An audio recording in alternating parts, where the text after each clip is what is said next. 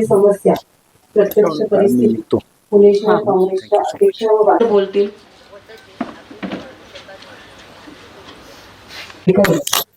Kulkarni sir यांचा सत्कार, अविनाशजी बागवे यांचा सत्कार दीप्तीताई चौधरी करतील.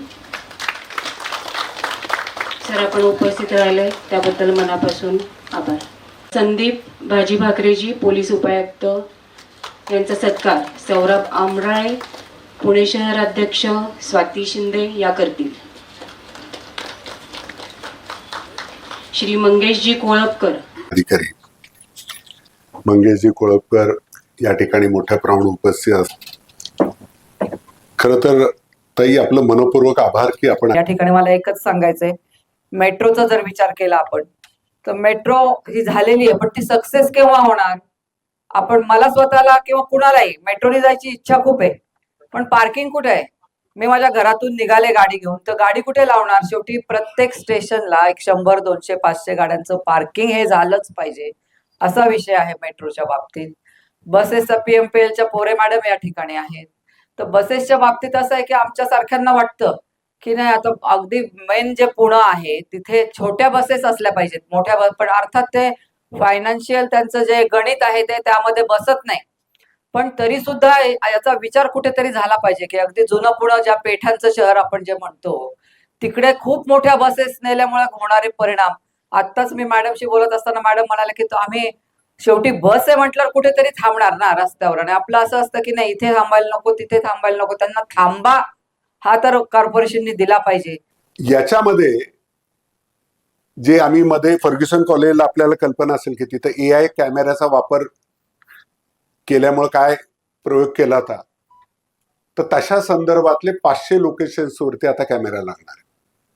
आणि भविष्यामध्ये आमची अशी इच्छा आहे की वाहतूक पोलिसांनी थांबवून गाडीची कागदपत्र बघून तो नियम तोडला हे विचारायचे ऐवजी मशीन बेस्ड असं एन्फोर्समेंट हे जवळजवळ 98% कसं होईल या पद्धतीचा एक आराखडा आता शासनाकडे सादर करण्यात आलेला आहे.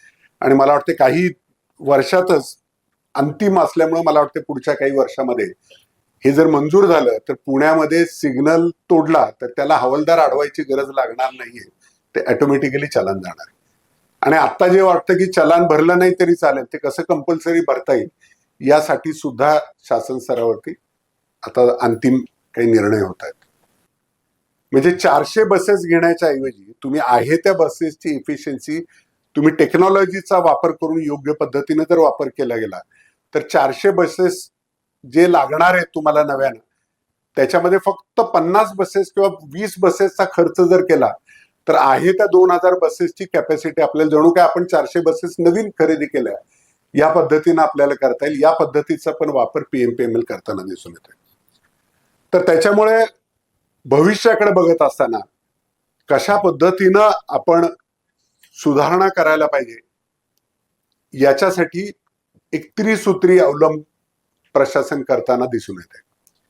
पहिला त्यातला जो भाग आहे की पुणे आता कितीही असेल तर त्याच्यामध्ये शॉर्ट टर्म मध्ये जसं सांगितलं की इमिजिएट रिलीफ नागरिकांना कसा देता येईल आणि लॉंग टर्म मध्ये किंवा मिड टर्म मध्ये काय करता येईल याच्यासाठी 3 महत्वाच्या गोष्टीचा अवलंब आता प्रशासन करताना दिसून येते. पहिला जो आहे तो आहे टेक्नॉलॉजीचा वापर, दुसरा जो आहे एक्सपर्टचा वापर, आणि तिसरा जो सर्वात महत्वाचा आहे तो आहे नागरिकांच्या सहकार्याची आणि नागरिकांच्या सूचनांची, नागरिकांना सहभागी करून याच्यामध्ये कसा वापर करता येईल ही त्रिसूत्री प्रशासन वापरताना दिसतंय. महाराष्ट्र शासनाच्या मार्फत एखादी 4 व्हीलर जर आपल्याला नव्याने विकत घ्यायची असेल, जसं कोळपकर सरांनी सांगितलं की फॉरेन मध्ये जर तुम्हाला गाडी विकत घ्यायची असेल तर त्यासाठी येणारा खर्च फार मोठा असतो, कारण त्याला पार्किंगची जी व्यवस्था आहे त्याच्याबद्दलची तरतूद आहे त्याची तुम्हाला आधी हमी द्यावी लागते. त्याच पद्धतीनं महाराष्ट्र शासनाच्या ट्रान्सपोर्ट विभागामार्फत पार्किंग जर असेल तरच यापुढे वाहन घेता येईल अशा प्रकारचे एक धोरण तयार करण्याची वरिष्ठ पातळीवर तयारी सुरू आहे. त्यामुळे भविष्यामध्ये मे बी 1-2 वर्षामध्ये ज्यावेळेस तुमच्याकडे पार्किंगची सुविधा उपलब्ध असेल तरच तुम्हाला 4 व्हीलर किंवा त्यासारख्या व्हेकल्स आपल्याला परचेस करता येतील. आणि या पद्धतीचा एक अधिसूचना लवकरच याबद्दल शासनामार्फत जारी केली जाईल असं मला वाटतं.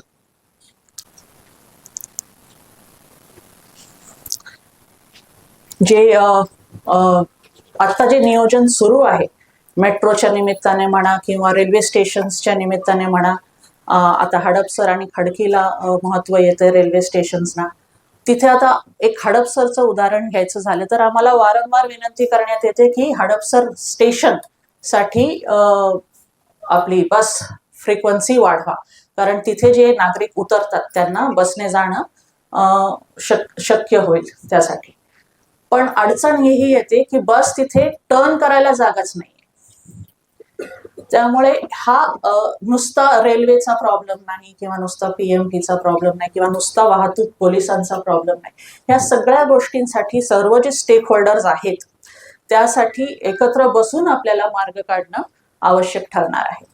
दुसरा एक मुद्दा उपस्थित करण्यात आला होता की छोट्या बसेस जे पेठेचे एरिया आहेत त्याच्यासाठी छोट्या बसेस करता येतील का.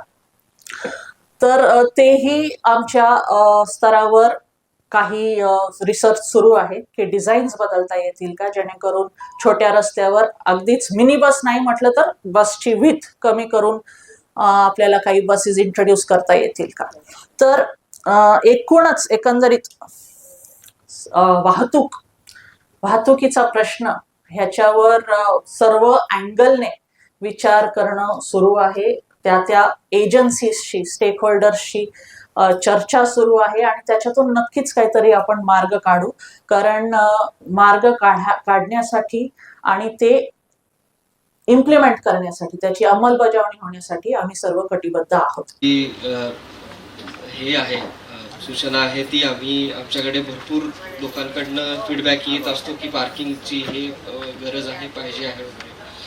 सो महामेट्रोकडे आत्ता ज्या काही जागा आहेत त्या जागांवरती आम्ही एक्झिस्टिंग पार्किंग जे आहे ते फ्री केलेलं आहे. PMC बरोबर आम्ही बसून हे खूप डिटेलमध्ये डिस्कशन करतोय की कुठे कुठे DP आपण पार्किंग रिझर्वेशन देऊ शकतो. ज्या मोठ्या सोसायटीज ज्या डेव्हलप होत आहेत तर त्या सोसायटीजमधले पण जे ॲम्युनिटी स्पेस जी महानगरपालिकेला मिळते तर त्या ॲम्युनिटी स्पेसमधून पण काही आपण पार्किंग स्वरूपात ती जागा घेऊ शकतो का, ह्याचंही एक हे चालू आहे.